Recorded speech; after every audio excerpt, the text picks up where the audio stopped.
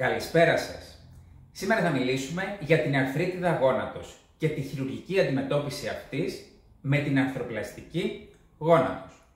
Η αρθρίτιδα γόνατος είναι μια εκφυλιστική νόσος η οποία χτυπάει κυρίως γυναίκες σε ποσοστά 2/1 σε σχέση με τους άντρες και έρχεται με την ηλικία. Είναι λοιπόν μια πάθηση, μια ορθοπαιδική νόσος που συνήθως χτυπάει γυναίκες άνω των 60 ετών και συνδέεται με την κληρονομικότητα.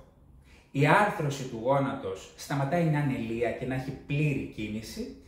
Η κίνηση είναι πλέον επώδυνη και η αρθρίτιδα γόνατος πρέπει να θυμόμαστε ότι προκαλεί μόνιμα πριξίματα, απώλεια της έκτασης του γόνατος και ο ασθενής εν ολίγης σταματάει να έχει την ποιότητα ζωής που επιθυμεί. Πονάει κατά τη νύχτα, πονάει όταν βγει μια βόλτα, δεν μπορεί να πάει στο φούρνο, στο σούπερ μάρκετ κλπ. Θα έρθει λοιπόν να αναζητήσει τη βοήθεια ενός ορθοπαιδικού χειρουργού, επειδή θα δει το γόνατό του να πρίζεται και πολλές φορές θα το δει ακόμα και οπτικά να είναι στραβό. Εμείς λοιπόν, αφού δούμε έναν τέτοιο ασθενή, θα παραγγείλουμε κάποιες απλές ακτινογραφίες και από μπροστά και στο πλάι και φας και προφίλ και θα προχωρήσουμε στην εκτίμηση του βαθμού της αρθρίτιδας. Ανάλογα το βαθμό της αρθρίτιδας, μπορεί να είναι τύπου 1, τύπου 2, τύπου 3 και τύπου 4, θα αποφασίσουμε αν ο ασθενής είναι για συντηρητική αντιμετώπιση, δηλαδή θα δώσουμε κίνηση, θα κάνουμε κάποιες φυσικοθεραπείες, θα προτείνουμε κάποιες εγχύσεις σε λίγο πιο προχωρημένα στάδια της νόσου. Το κολύμπι, η κίνηση, το ποδήλατο και οι εγχύσεις είναι τα βασικά συστατικά της συντηρητικής αντιμετώπισης. Θα προτείνουμε χάσιμο βάρος, εφόσον πρόκειται για έναν λίγο πιο παχύ άνθρωπο, θα προτείνουμε κίνηση και κάποιες εγχύσεις ιαλουρονικού οξέως, είτε και PRP αν πρόκειται για νεαρό ασθενή σχετικά. Όταν το στάδιο της αρθρίτιδας είναι προχωρημένο, τύπου 3 σε κάποιες περιπτώσεις και τύπου 4 κυρίως, θα προτείνουμε στον ασθενή μας χειρουργική αντιμετώπιση.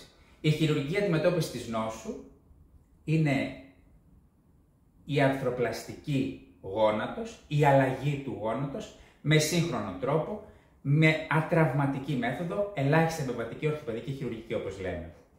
Με τον τρόπο αυτό αλλάζουμε την άρθρωση του γόνατος, αποκτάμε ξανά πλήρη έκταση και το γόνατος σταματάει να πρίζεται, ενώ εξαλείφουμε τον πόνο από την πρώτη στιγμή.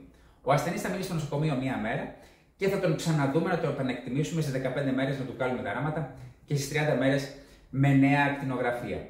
Ο ασθενής επανακτά ποιότητα ζωής, είναι ο βασικός λόγος που φτάνουμε να χειρουργηθούμε και η επέμβαση αυτή έχει αποδειχθεί ότι έχει ποσοστά επιτυχίας πάρα πολύ ψηλά πλέον στη σύγχρονη εποχή. Με όλες τις σύγχρονες μεθόδους φτάνει περίπου στο 85% με 90% του ποσοστού ικανοποίησης των ασθενών. Είναι αλήθεια ότι η αρθροπλαστική γόνατος έχει υψηλά ποσοστά επιτυχίας, αλλά δεν φτάνει μέχρι στιγμής τα υψηλότατα ποσοστά επιτυχίας της αρθροπλαστικής ισχύου SuperPath που φτάνει στο 95+%.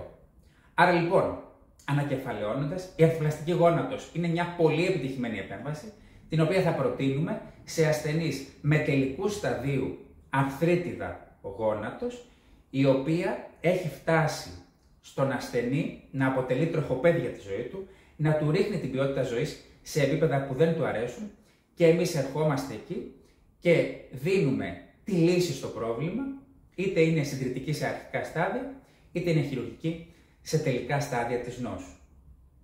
Σας ευχαριστούμε πολύ. Καλό βράδυ.